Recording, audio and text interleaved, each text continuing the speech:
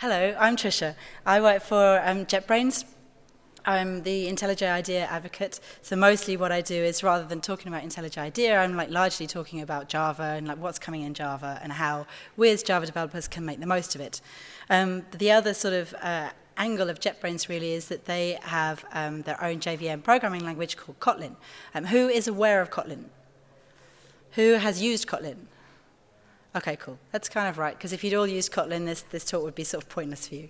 So this talk is kind of, I see a lot of Kotlin working for JetBrains, but I'm not at all a Kotlin expert, and I don't really know that much about it. And in actual fact, whenever I see lots of Kotlin, I feel a little bit apologetic about Java. It's like, well, Java's still fine, it still does good stuff. And Java is evolving, and as you know, evolving quite rapidly now, every 6 months, to embrace new paradigms and new features. And a lot of the focus, as you'll have seen in things like the keynotes, is to improve productivity for developers. So this talk is a little bit of a kind of apology for Java, but not really. It's like all these JVM languages talk about having less boilerplate and being more cool and amazing. And I, as a Java developer, want to talk about how Java is evolving to keep up with some of these trends. So yeah, so you'll see two things in here. You'll see some Kotlin stuff, and you'll see sort of modern Java stuff. So the question is boilerplate code really so bad? And for those of you who are very busy and perhaps have another talk to go to, perhaps you just want the TLDR of yes, boilerplate code is bad, okay? So I'm not going to talk that much about, I'm not going to say, oh, sometimes it's fine. Mostly we're going to explore what do we mean by boilerplate code, and why is boilerplate code bad? Why do other languages tend to talk about how they have less boilerplate code and how terribly verbose Java is, which is really boring because everyone says that all the time. So yes, boilerplate code really is that bad most of the time. There are some occasions where boilerplate can actually help enhance the readability of the language. The whole point here is that, by the way, my voice is disappearing. I'm very sorry about this. This is not from speaking. This is from all the going to bars and stuff. Not because I'm drinking. It's just it's very loud there. That's all. I'm not used to it. Code is written more often than it is read more often than it is written. So this quote from Robert Martin is, it must be true because Uncle Bob wrote it, said, indeed, the ratio of time spent reading versus writing is well over 10 to 1. We're constantly reading old code as part of the effort to write new code. Therefore, making it easy to read code makes it easier to write code. So the point here is that when people are complaining about boilerplate code, they're not complaining about writing boilerplate code. They're complaining about the readability of the language. So let's take a look at examples. This is basically going to be a talk full of examples. Let's look at a hello world in Java. As soon as my computer comes back. Right. So create a new Java class. We'll call it hello. Put my glasses on so I can see. All right, so we've all done this before. We all write hello world applications all the time, right? So we've got a public static void main, we have system out, and we say, hello world. Oops. I've been working between the two computers, and now I can't remember any of my shortcuts. All right, so let's run that, and we get hello world, yay! So that's great. That's nice, it shows that Java works. But in terms of writing, it didn't take that much, right? Especially if you're using your IDE, because your IDE will generate most of this code for you. But at the end of the day, what do you really care about in these 8 lines of code? You care about that. You don't care about the other stuff. Okay, the other stuff is boilerplate. That's what we're talking about. So let's do the same thing in Kotlin.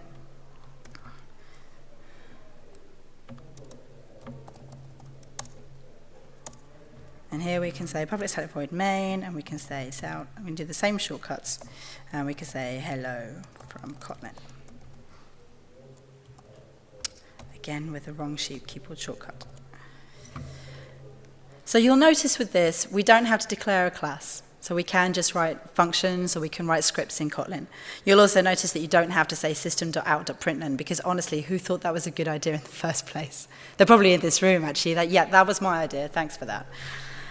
So you write less code inside Kotlin. Since Java 9, you have another option if this is the sort of thing that you want to do. So for example, we can go to Tools, and we can go to our, where has it gone? JShell console, and we can say system.out.println, and you can just run that in Java. Look at that. You just got rid of all that boilerplate that you didn't need. You can just run it from JShell, from the REPL. So if you're trying stuff out since Java 9, you don't have to have all the ceremony of having a class. You can actually just try out snippets of code like you could in things like Groovy before. So that's great. And I'm running that inside IntelliJ IDEA, but the JShell, the REPL is part of the JDK, so you can run it from the command line, from wherever you want to. Okay, so that's our Hello World application. In terms of writing, it was very easy because our IDE generated all the code for us. So we don't really care about the boilerplate from a writing point of view. And from the REPL, it was slightly longer because we didn't get all of our live templates and stuff. But we still get code completion even from the command line REPL. But from a reading point of view, this is kind of horrible, having all of this nastiness that we just don't need when all you want to do is say print hello. Kotlin is improved because, so that's not great. Kotlin is slightly better because you actually get rid of a bunch of the boilerplate you don't need. But there's still kind of some ceremony there. I mean, there's always going to be ceremony somewhere in the language. So that's a bit better. And from the REPL, you don't have to have any of that stuff. So if you're trying out snippets of code, the REPL is the way to go. You just need that. So that's an improvement. Let's look a little bit at how declaring variables has changed over time, over the last few releases. So we're going to do a little bit of history diving here. Oh, no, I don't need to go out here because I've got it in the slide. Sorry. I was more prepared than I realized. So in Java 5, in the olden days, who coded in Java 5? Most of us, right? This was bleeding edge when we got this. In Java 5, you have to say, inside your diamond, you have to put all of your types, like twice, because repetition is a good thing. So you can see integer, customer, integer, twice. In our IDE can kind of contract that down, because the IDE says you really don't need to have this stuff twice. You can see that stuff. So our tools can help us. But really, our tools aren't really supposed to be making up for the fact that our language is a little bit clumsy. So in Java 7, we got true diamond operator. So that was just a case of, look, you've already got the type on the left-hand side. You don't need to put the type on the right-hand side as well. Like, the compiler's a machine. It can work that out. And then, of course, in Java 10, you can say var. Say var customers. You don't have to have the types on both sides for the same reason. There's no need to repeat this type information. The compiler knows what that type is. And now we're all used to using IDEs. We can also see that type inside the IDE, so we don't need to be quite so declarative about these things everywhere. It doesn't mean, as I'm sure you all know, it doesn't mean that Java is becoming a dynamic language. Customers still has a type of hash map of integer to customer. So that hasn't gone away. It's just that you don't have to type that stuff anymore. And Kotlin is very similar. So Kotlin, you say val customers. Kotlin has val and var, whereas Java just has var. So val is your immutable version of it. So it's a similar sort of thing in Kotlin, only you don't have to have the new keyword either, because it goes, well, figure out you probably want the constructor here, because what else would you want? So you don't need to use the new keyword. You also don't need to have a semicolon. Because everyone knows that semicolons get in the way of you reading code. I mean, whatever. But semicolons are sort of pointless, but they're not totally in your face all the time, are they? The REPL, by the way, you don't need semicolons in the REPL either. So even Java doesn't need semicolons a lot of the time, sometimes. So from a reading point of view, this is kind of an improvement because you still know what the types are. You can still see that it's a hash map of integer to customers. The new is a bit of boilerplate, but it's not that big a deal. And so this is much better than previous versions of Java. This is something that a lot of people who haven't moved with recent versions of Java, or who perhaps have moved away from Java towards something like JavaScript, they're not aware of the fact that the language is evolving in this way. So what they're afraid of in terms of boilerplate-heavy Java is not necessarily true anymore. These things are changing. So yeah, for reading Kotlin, that's pretty much as succinct as you can get. Is it the best? I don't know. So there are some dangers in terms of the var and val side of things, though. And in fact, if you've been to some of, I think Stuart Marks was talking about this stuff, and you might have read it on the internet. Oh, who's using Java 9 and started using var? No one. So some of this might be news to you, right? So it's nice. You can apply var anywhere you want to, but the question is, should you apply var all over the place? Because we're talking about it's supposed to help improve readability. So when it doesn't help improve readability, don't use it. It's not something to just kind of blast across your whole code base. It's an optional thing. So let's say you've got a case like this. You've got a customer, the variable name is C because you've inherited this code base and people didn't know how to name variables back in the day. And you're using a customer factory. Maybe you do a static import of that customer factory create method, so you don't really see what factory you're calling, but you still see it's a customer. If you start getting rid of the type information there, you really do start to lose in terms of the readability. You're like, what is this thing? What have I just created? So var is only really useful if perhaps you're calling a factory method which is self-explanatory, or if your variable name is kind of useful, or if it's kind of a throwaway thing that's part of a chain of other calls and it doesn't really matter too much what that thing is. So don't go using it everywhere because you can definitely lose readability by making something too succinct. Data classes. Data class is just a simple sort of POJO type thing where you've got a bunch of fields and some getters and setters. So let's try and write one of these in Java.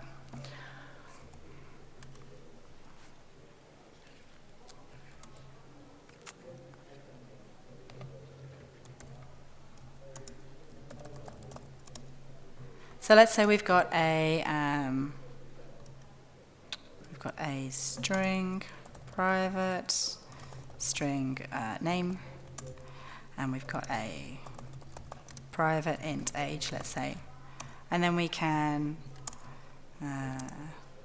try and remember our keyboard shortcut for generate our constructor.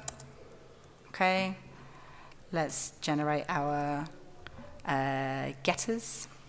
Let's just do getters. Let's generate our equals and hash code. Next, next, next. Let's just assume it's doing the right thing.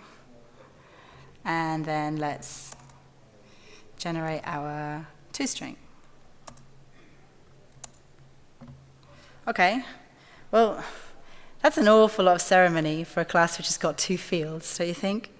We've got the two fields, we've got a constructor, we've got getters, we've got equals, we've got hash code, and we've got toString. And I don't think that's an artificial example because I've used data classes like this in real enterprise code. And if you are not strict about how you lay out that code, it's not clear to you if there's some interesting functionality going on or if it is literally just getters and setters and generated code. In terms of writing this is very easy. Obviously, I just used the IDE to create all of that code.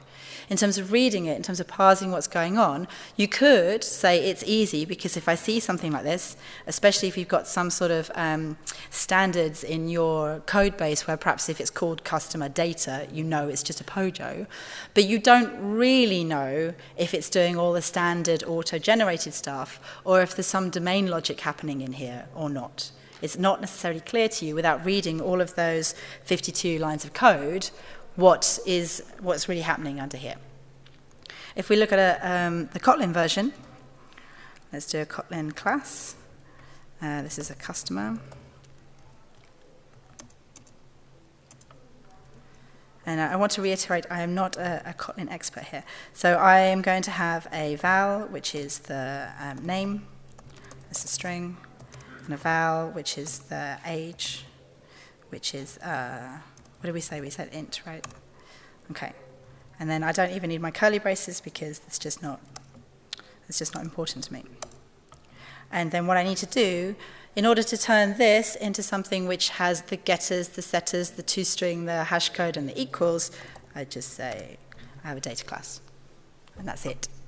And I get all the same behavior as I got from the other class. And I can see at a glance, this is a plain POJO. There's no weird stuff happening. I don't have any hidden business logic in here. If I want to override some of those methods, I can do that. If I want to put business logic in here, I can do that. But I can just see at a glance, this is just a container for those values. So from a readability point of view, it's much, much clearer than the Java alternative. So So from a writing point of view, writing the Java was pretty easy because, I use IntelliJ IDEA, which is obviously awesome, and writes all your code for you. And writing Kotlin was pretty easy too because I only had to type about like 12 characters. From a reading point of view, the Java stuff was, I'm going to say suboptimal. And the Kotlin stuff is much easier. It's much clearer what's going on there. I don't have to go through any, there's no extra cognitive load there to figure out what's going on. However, the idea of data types is coming potentially to Java 2, not to Java number 2, to Java as well. And Brian gets us putting some stuff out there about what do we want them to look like, because I like the Kotlin ones because those are the ones I've seen, but other JVM languages have data types which work in different ways. So the answer is, what should we do in Java? How do we support it? How does it impact backwards compatibility? All the normal Java type questions. But if this is something that's interesting to you, then it's easy to get involved. It's part of Project Amber. I'm not sure exactly where this is right now, but it's not coming in 12, so I guess it's not done yet. Casting. Oh, casting is my favorite. I love casting. Not really. Obviously you shouldn't be doing casting. You should use polymorphism, whatever. But there are times when you end up doing casting. I particularly see this at the edges of the system. So for example, if you're taking stuff from a database, taking stuff from an API, or if you're part of a UI, you're taking stuff from a user, at some point you're going to have to coerce that into a particular type. So there are plenty of business cases for using casting. It's not always a case that you've chosen the wrong model. So in Java, you have to do if instance of, and then once you've done instance of, you still have to cast it to that thing, which seems kind of silly because surely inside that if statement, surely inside the curly braces, we know that object is a view. We should be able to treat it like a view. But we have to cast it instead. Now with Kotlin, you don't have to. It just knows, you are a view. You said you were a view, you're a view. IntelliJ IDEA highlights it in green to say this is being treated like a view because you've got it inside this block here. And there's another way of doing it as well. The question mark is around, it could potentially be a null value, which I'll come to nulls in a minute. But if you want to do a test to check whether it's a particular type and call initialize safely on it, then you can use question marks. So you can collapse that down to one line. But we'll talk about null safety a bit later on. The point here is you didn't have to do any casting there. Kotlin knows what type it is because you said, if it's a view, do this. Otherwise, just don't bother, right? Because it's not a view. And again, this is something that we're kind of looking at in terms of introducing some of these sorts of patterns into Java, the language, as well. So this is something that obviously we don't necessarily want to cast everything everywhere when we already know what the type is. So there's some work on some of the JEPs here. And we'll come into the applicability of this a bit later as well. Nulls. Everyone hates nulls, right? Null pointer exception.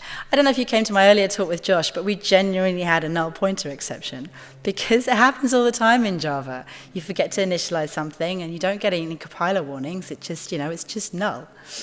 So how do we do this in Java? Well, we check that it's not null.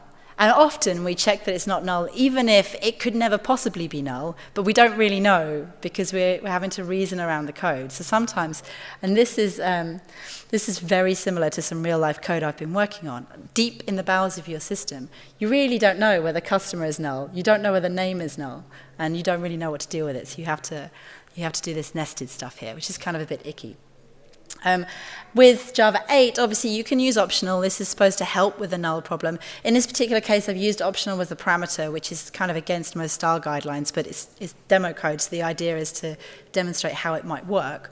So in this case, with a customer, the way to do the above functionality is to chain up these functional methods. So you can basically map it by getting the name, filter to see if it starts with A, and if it does start with A, then you throw an exception. So you don't have to do any null checking there. But it is quite a long and complicated way of saying, try not to fall over a null pointer exception.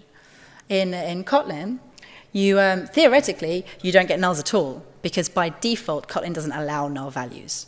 So you don't have to do any checks because your values aren't null at all.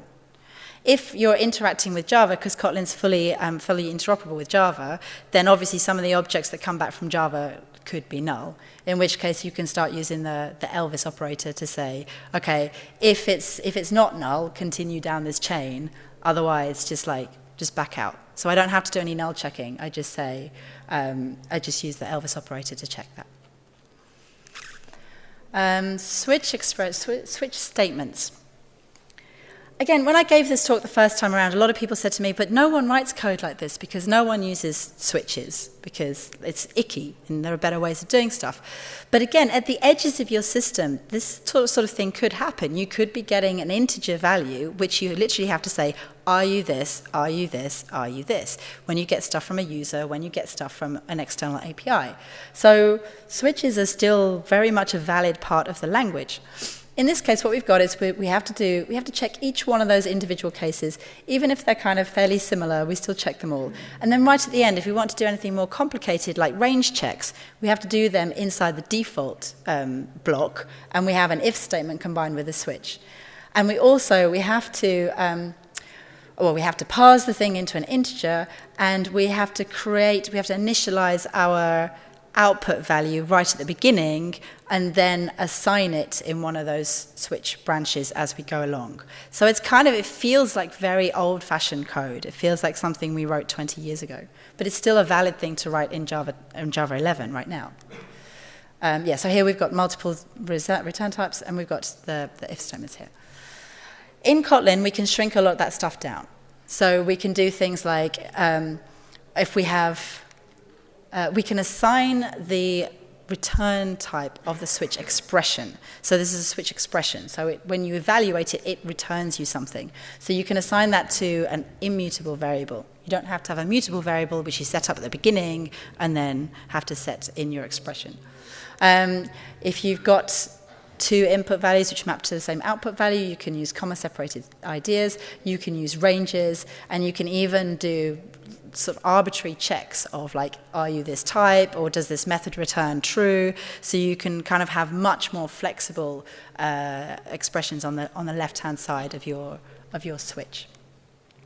And this, again, is something that is being evaluated as something, how can we introduce this into Java? What will it look like in Java? Because at the very least, returning a value from the switch statement seems like a sensible thing to do. It's just it's kind of how we work these days. We expect one value back, so we can assign it to an immutable value. Ranges.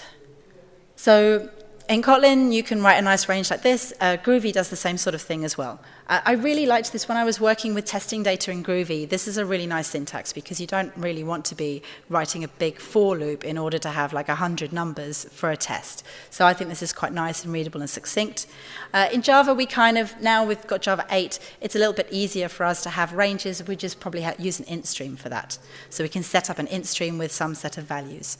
So that's a little bit easier than it was. At least we don't have to have like nasty for loops just to create a stream of numbers. Default parameter values. In Java, if you have a method and you want to be able to set some default parameter values, you use method overloading, which when I first started programming in Java, this blew my mind. I was like, how can you have the same method with different parameters? But of course, it's very powerful because you can allow different combinations of parameters. In this case, what we've got, though, is we've got 3 string parameters. And this makes method overloading a little bit more tricky, like, which I'll come to in a second. But at least here you can see, look, by default, if I only want to print the message, I'm going to print that message with an empty prefix and an empty suffix. With Kotlin, you can actually have your named parameter types, and you can also say what those defaults are. So it's all in a single method. So you can see at a glance, if someone doesn't pass in one of those values, this is the value that's going to be used. I don't have to chase down the method chain to figure out which overloaded method is calling which overloaded method. I just see it right there. If they don't pass in a prefix or a suffix, then it's going to be empty. And I also can use those useful names in my println as well, so I can see the order that those parameters are used in, which is an additional nice feature. Yes, those are my default parameter types. Can anyone spot the deliberate mistake on the Java code? The problem with using method overloading is that it's very easy, especially if the types are the same, to get them the wrong way round. So you're not really getting the benefits of type safety, potentially. And some people can overcome that by using like micro types. So you've got like a type which is name, which is just basically a wrapper for a string. And that's fine, but again, that's kind of patching around some of the limitations of the language. So prefix and message were switched around in that case. Collections. This is something where Java has come quite a long way since Java 8, really. Java 8 and 9, and 10 and 11 have delivered some nice things in terms of collections. If you're setting up a set of data, often for testing, but sometimes you do this in real production code as well, then we would have used perhaps arrays or as list for this. Really, what we should have been doing, but we probably weren't doing, is we should have been wrapping that in an unmodifiable list. Because arrays.asList gives you a list that you can't add to, but you can change the individual elements of that. And that's probably not what we had in mind. We thought it was an unmodifiable list. But most of us were using that because it seemed unmodifiable, but it wasn't. So you're supposed to wrap that inside an unmodifiable list. In Java 9, now you can just say list.of, and you get an unmodifiable list. So it's slightly smaller than the arrays.list version anyway, and you get the behavior you're expecting. You get this unmodifiable list. So that's a good thing. This is since Java 9. And Kotlin, you can do a similar sort of thing. You use list.of to get an immutable list. Lambda expressions. Lambda expressions are new in Java. It's not that new. Some of you have probably only been coding since Lambda expressions came in. But they're still, to us, where Java has tended to move at a slightly glacial pace. The fact we got Lambda expressions in 8 was terribly exciting. Is anyone using pre-8? Okay, Lambda expressions are really exciting for you guys, because you don't have them. Sorry for that. We always had closures, though, so we could always use anonymous inner classes for this stuff. It's just that we didn't because it's horrible. I have to create a class, all this stuff about classes and methods and annotations and all of that nonsense just to pass in a tiny piece of behavior. So in Java 8, obviously we got Lambda expressions. It's purposely going off the edge because, life is too short to wrap that. So you can just, and that's it. That's kind of easy for us to grok. If we've been using some of the anonymous inner classes, then we can kind of figure out, you don't need all of that rubbish, just the bit in the Lambda. In Kotlin, it's even smaller. So, for example, in the Java version, you can see that I'm actually not using the Lambda parameter in that. I don't really care about it. I'm just going to do something with a side effect. I'm just going to print out that value. So the Kotlin version just says it's inside the curly brace. You don't have to put it inside round braces. It's just going to figure, well, that's a Lambda parameter, and you don't have to declare the parameter to the Lambda if you're not going to use it. It just goes, yeah, you don't need that. That's fine. So that's even shorter. In Java, some later version, I'm not quite sure which version it is actually, they're going to probably use underscore to represent unused Lambda parameters. So we'll be able to do that. But we still have to declare it. We still have to put the underscore there. And that's got pros and cons, because sometimes that's kind of nice because we want to see that this conforms to a particular shape where there are 3 parameters. It's just that we're not using any of them. Yes, so that's that. So functional parameters is where we declare a method which takes Lambda expressions. This bit is kind of like a level up. When we first start using Java 8, and when I first started using Java 8, the first thing I did is obviously trying to write Lambda expressions to pass into a method which accepted a Lambda expression. And then you start trying to write methods which accept Lambda expressions. And in Java, it's a bit more complicated than you'd expect it to be. So for example, my method get, it takes a Lambda expression. It takes a request and a response, and then it does something. And I have to declare that by saying, I'm taking a type root handler Java. And this is one of my own types, and this is a functional interface, which means that it is an interface which declares a single abstract method. So I have this method handle, and this Lambda expression basically implements the handle method. That's how Lambda expressions work in Java. Which is why it's quite tricky to get your head around writing a method that takes a Lambda expression, because you don't write any Lambda expressions there. You have to write these types. Now, a more idiomatic way to do this is to use the built-in functional types which come in the JDK. So really what you want to do with this is you're going to use a by consumer instead. You use a by consumer, which is a function which takes 2, in this case by consumer, takes 2 parameters. In my case, I wanted a request and a response. So then I still get to call it with a Lambda expression which takes a request and response. This stuff takes ages to get your head around, especially if you haven't been writing this. It's quite involved.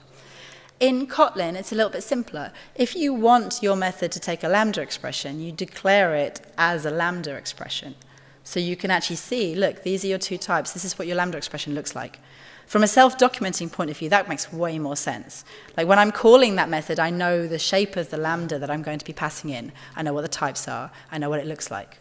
It's a bit clearer. The reason I think Java didn't do this is probably, I think it was a backwards compatibility thing. I'm not entirely sure, but it was something like that. Because the way we've done it with functional interfaces means that you can write code in Java 7, for example, that is with a method signature in Java 7 that Java 8 can call with a Lambda expression, provided that the method takes a type which has a single abstract method.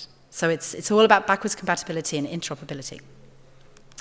So navigating collections, now we understand what collections look like, now we understand what Lambda expressions look like.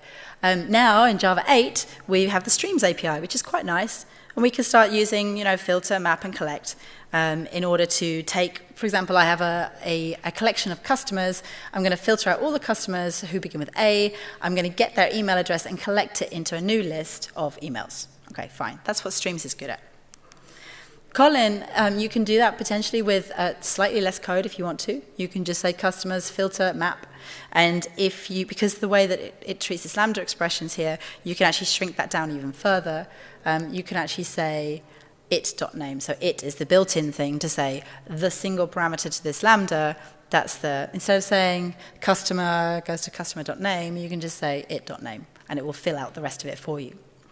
So that's a bit shorter. But actually, what you might not realize is that this is not technically functionally the same as using the Streams API. Because the Streams API does lazy evaluation. The Streams API is a recipe of how to do that operation. Then when you call the terminator, in this case the collect, then it goes off and does it. The middle Kotlin version is eager, so it does the filter and then it does the map. If you want to do it like the way the Streams API works, you have to say as sequence and you have to say toList. Because the way the lazy stuff works is you have to set the recipe and then you have to say now go off and do it. So by definition, you're going to have more boilerplate, if you like, to define the way that works. So although the second thing looks like the first and the third thing, they're not actually functionally exactly the same. Performance-wise, as always with performance, your mileage may vary. It's going to depend upon the collection, it's going to depend upon the size, it's going to depend on the operations you're doing. So sometimes it's also going to depend on the way the JVM optimizes things. So each one of those, you couldn't necessarily say that one is faster than the other. It's going to depend. Oh, right. Oh, my goodness. I finished really early. Great. I've got time for questions and demos. This never happens. This is amazing. I must have been talking really fast. In summary, the elimination of boilerplate can improve readability. And the point about this is to be able to focus on what the code is trying to achieve. So what we should be looking at is when I read the code, I should be able to see what it was trying to implement, not how it is implementing it. So I don't really care what instructions you have to give to the compiler or the CPU in order to parse this collection. What I care about is what are you doing with this collection. So the boilerplate stuff is usually stuff that we need to tell the computer, not stuff that we need to tell a reader.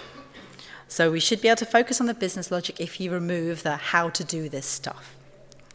So, for example, data class is a really good example of this. The data class literally says, this is a customer, it's got two things in it. How we do the getters, the setters, the two strings, the equals is just not that important versus the Java version. Oh, I love that. Not all boilerplate is boilerplate. So sometimes people moan about something being verbose or boilerplatey when it's not actually boilerplate, it is mandatory. So sometimes when you remove this stuff, you actually change what's going on under the covers. In our case, for example, when we had our Kotlin filtering, our Kotlin collection traversing, then using the as sequence to list is not necessarily the same. If you remove it, you're not necessarily getting the same functionality. So we do have to understand as developers, we have to understand what is boilerplate and what is actually important for us to write and to read. Similarly, less code is not always better. We know for a fact that things can become a little bit terse, particularly when, well, usually when we're reading other people's code. Like, I don't understand what's going on here. This is too short. So additional code can improve some readability. So the case where where we were trying to make things a bit too terse, for example, is this one where we removed all of the type information. So now when we look at this, we have no idea what this is. We don't know what it does, and we don't know why we have it. So that's not helping the readability at all. A counterexample, which I haven't used, but I really wanted to sneak some Groovy in here because I'm a secret Groovy fan, is Spock tests. Who knows about Spock tests? A few of you, okay. So I really like Spock as a testing framework because it's really nice for being declarative about, look, this is the setup, the given bit, this is the setup. The when bit, this is the thing I'm testing, and then the then, I can put my assertions in there. Now, I could do the same thing with JUnit, and I do. I put in a comment, literally, that says given, when, and then. And yes, it's not important for the compiler to know that stuff, but it is important for the reader to understand which bits are, like just me trying to set up the data, which bits are the thing I'm really testing, and which bit is where I'm checking that my conditions were met. So in this case, I really like this kind of bit of boilerplate, these labels, if you like, to improve the readability of the code. And readability is really down to each individual and each team as well. So it's actually confused often with familiarity. So when streams, for example, were introduced into Java 8, I came to Java 1 and everyone said, oh, look, streams are like way more readable. And I was like, I don't think so. I don't understand them. I don't know what a map reduce operation is because I've not worked in a language which uses those. I've not worked with those frameworks. So for me, that like improved readability was just didn't happen because I didn't have familiarity with those concepts. So sometimes readability is all about being familiar with something. So in your code base, something that is readable might be different to what is readable in another person's code base based on the team's experience, based on what they've seen before, based on how they work. So it's worth knowing that there is no magic fix for like, this is more readable. It's really down to you guys. So examples. So I was talking about the stream stuff. So for some people, now I've been using Java 8 and 9 and 10 and 11 since Java 8 came out. This makes loads of sense to me, but it didn't. Previously, this would have made much more sense to me. I can parse this. I understand this. I can see I've got a for loop and an if statement. It's much more sensible. And modern languages offer the option to reduce code. So often other JVM languages say, oh, less boilerplate than Java, therefore that's amazing. Scala, I am looking at you right now. But it's not necessarily going to improve readability. Deleting everything off your page doesn't necessarily make your code better. It can do. Okay, so all the resources for this talk are here at this URL. I've got links to the code, links to the slides, there's lots of information about the features that I've been talking about. So there's a whole bunch of stuff which points to more resources about learning Kotlin, but also there's a whole bunch of stuff about the new features which are coming in Java and some of the old features like the Java 8 stream stuff. So thank you very much.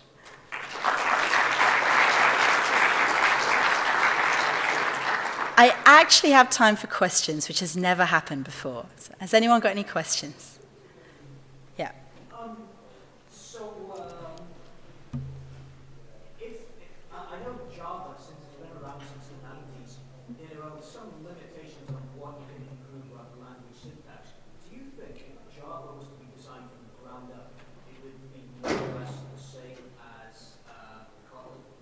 So the question is, if Java was designed now from the ground up, would it look more like Kotlin? Is it Java's history which is stopping it from moving forward? I think there's definitely a certain amount of that. I think there's two things. One, obviously, backwards compatibility is extremely important to Java, and it should be. So that is going to limit some things. And design choices which were made in the past, in terms of things like generics, for example, also limit what can be done in the future. However, I expect to see a lot of the really good stuff from other JVM languages. A lot of it can come into Java gradually. And sometimes it's not necessarily a technical limitation. It is literally about the syntax bike shedding. What is going to work best for Java? For example, why does Java have just var and not var and val? And the answer is because people couldn't decide between var and val and var and let, right? And people who liked var and val really hated var and let. And people who liked var and let really hated var and val. And so everyone didn't hate var and final var that much.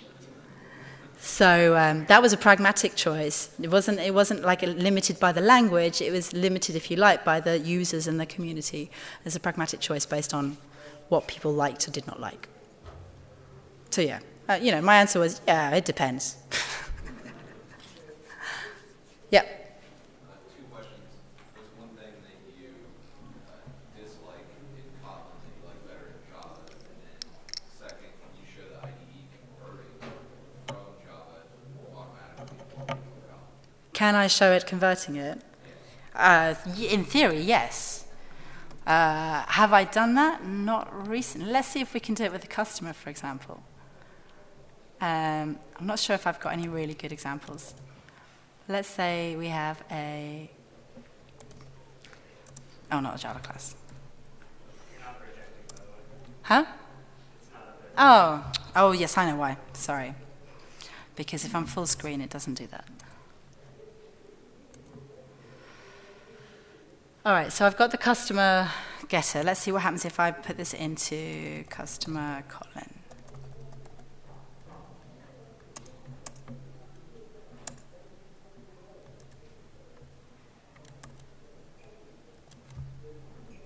It says clipboard content copied from Java file. Do you want to convert it to Kotlin code? And I say yes. Please do something good. Well, it sort of did, right? It changed the syntax, right? And it created the constructor up here. So yeah, so there are things you can do. If you're what I've often done is I've copied Java code into Kotlin files, and it will do a certain amount of conversion. Obviously, this requires you, the human programmer, to take a look at it and go, does this make any sense? So for example, here, I don't need any of this stuff, right? I know now that this is a data class, so I just, turn this into a data class. So yes. What was the other question? Sorry.